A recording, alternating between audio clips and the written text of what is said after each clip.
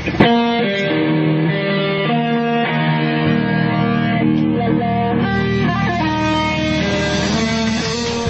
7 Eyewitness News starts right now. Seattle police kept it quiet for months. They were kicking me in the legs and they were punching me in the ribs. Only Team 7 investigators reveal new allegations of excessive force against the cop who kicked a Latino suspect on the ground last spring. The Seattle detective who yelled racial slurs before being videotaped stomping on a man's head is under investigation for misconduct on yet another case. Right now, investigative reporter Chris Halsney reveals how that's even possible. Cairo Team 7 investigators confirmed that Internal Affairs is looking into whether SPD gang unit detective Shandy Cobane choked a handcuffed man in the back seat of a patrol car less than a week after the stomping incident. Remember, top brass didn't pull Cobane off the streets until a public outcry forced them to after Cairo TV first aired that now infamous audio and video. I will beat the Mexican piss out of you, homie. You feel me? This guy getting a police boot to the head April 17th, and this guy seen draped over the hood of an SPD patrol car April 24th have something in common. Both say Seattle police detective Shandy Cobane roughed them up while they were already in custody. I was laying in the back, so they threw me from the street side into the passenger side of the back of the car. He came around driver's side, opened the door up, and just choked me until I couldn't. When I started kicking because I was about to pass out, he let it go, and I took a breath, and then he choked me again.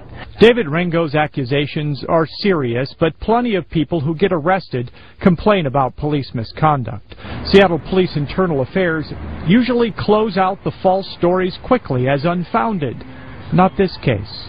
Why is Rengo's complaint still open 6 months later?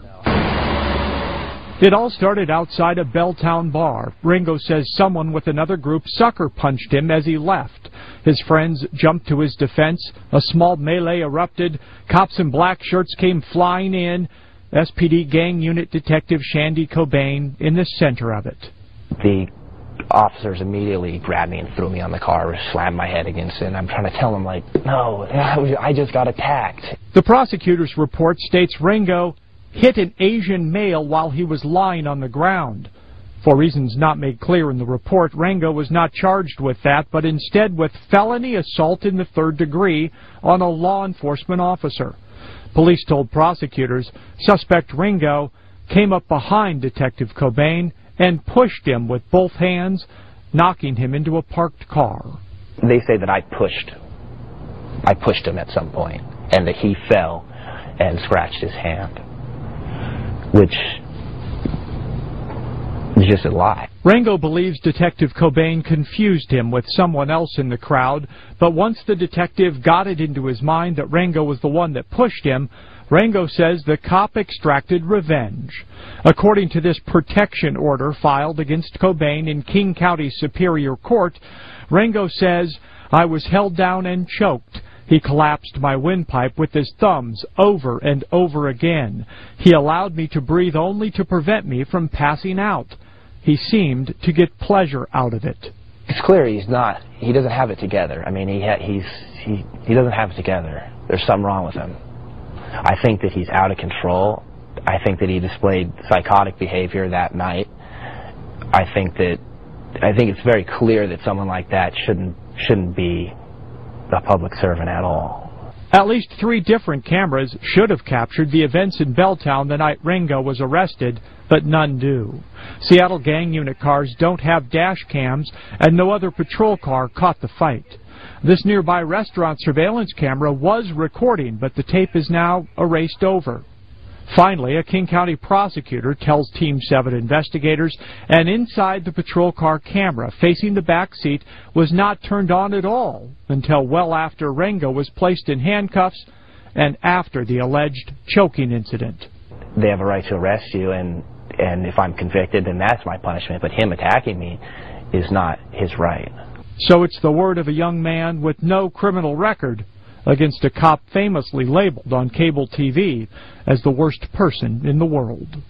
There is one more piece of videotape, a segment from the jail that neither the police department nor the prosecutor's office will let us view. Rango says Internal Affairs has seen it, and it's part of the ongoing investigation into Cobane's behavior. Reporting in studio, Chris Halsney, Cairo 7 Eyewitness News. Dave Rango pled not guilty to assaulting a police officer. He asked his attorney to refuse a plea deal, so we might see Detective Cobane on the witness stand. A tentative trial is set for January. It's not about justice, it's not about agenda, it's not about mobilizing people, it's about dialing for corporate dollars. These two parties have sold the U.S. government and the American people to the highest bidders.